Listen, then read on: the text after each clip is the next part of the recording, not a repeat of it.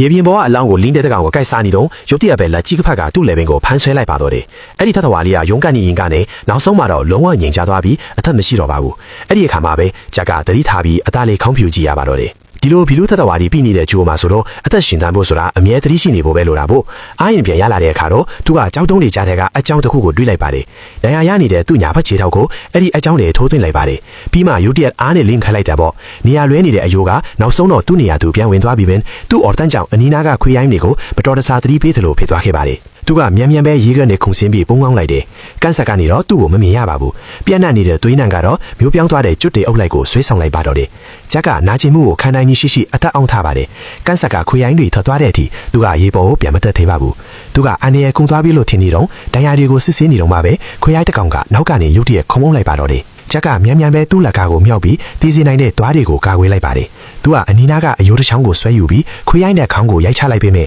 အဲ့ဒီတတဝါကမလွတ်ပါဘူး။တခြားရွေးချယ်စရာမရှိတော့တဲ့အတွက်သူကသူ့ခါကချက်ဝတ်တန်စာကိုချွတ်လိုက်ပါတယ်။သူက frisbee တစ်ခုလိုဝေးဝေးကိုပစ်လိုက်ပါတော့တယ်။ခွေးရိုင်းကစက္ကန့်အနည်းငယ်လောက်တုံးဆိုင်နေပြီးနောက်ဆုံးမှတော့ထွက်ပြေးသွားပါတော့တယ်။ဂျက်ကနောက်ဆုံးတော့ခဏနားဖို့အချိန်ရလိုက်ပေမဲ့သူကသတိမချရဲပါဘူး။သူအသက်ရှင်လျက်ထွက်သွားရမှာပဲ။ဒါမှသူ့အတွက်လက်စားချေဖို့တခုတည်းသောအခွင့်အရေးဖြစ်မှာပေါ့။သူကမာဟီယာကျိုးရဲ့ဘီရင်တစ်ပါးဖြစ်ခဲ့ဘူးပါတယ်။သူကအမြင့်ဆုံးအာဏာနဲ့ရေးတွက်လို့မနာတဲ့စစ်တီတွေရှိခဲ့ပေမဲ့သူ့ရဲ့အယုံကြည်ဆုံးဒူးဘိုချုပ်ကတစ္ဆာဖောက်လိမ့်မယ်လို့တော့သူတခါမှမမျှော်လင့်ခဲ့ပါဘူး။သူ့ကိုဒီမသိတဲ့ဂျိုးပေါ်ပစ်ချခံခဲ့ရတာပေါ့။ဂျက်ရင်းငါပြီးတေတော့မဲ့အချိန်မှာပေါ့သူကဝေးကွာတဲ့၆ထဲကရေတခုံတစ်ခုကိုတွေးလိုက်ပါတယ်စမ်းချောင်းအတိုင်းလိုက်သွားတော့သူကရေအရင်မြစ်တစ်ခုကိုတွေးလိုက်ပါတော့တယ်သူအသက်တောင်မရှူရသေးခင်မှာပြီခွေရိုင်းအုပ်စုကသူ့ကိုအနက်ခံပြီးခြေရာခံလိုက်လာပါတော့တယ်ဂျက်ကမြန်မြန်ပဲကြောက်တုံးနောက်မှာပုံလိုက်ပါတယ်ခွေရိုင်းတွေကသူ့ကိုနေရာတိုင်းမှာရှာဖွေနေကြတာပေါ့ကြီးမားတဲ့ဖတ်တော်ဝါကြီးတစ်ကောင်ကရွဲထဲကနေရုတ်တရက်ပေါ်ထွက်လာပါတယ်အဲ့ဒါကခွေရိုင်းတစ်ကောင်ရဲ့ခြေထောက်ကိုချက်ချင်းကိုက်ချလိုက်ပါတော့တယ်စက္ကန့်ပိုင်းအတွင်းမှာပဲခွေရိုင်းကတေးပြီးလဲကျသွားပါတော့တယ်ဂျန်နဲ့ခွေရိုင်းတွေကကြောက်လန့်တကြားထွက်ပြေးသွားကြပါတော့တယ်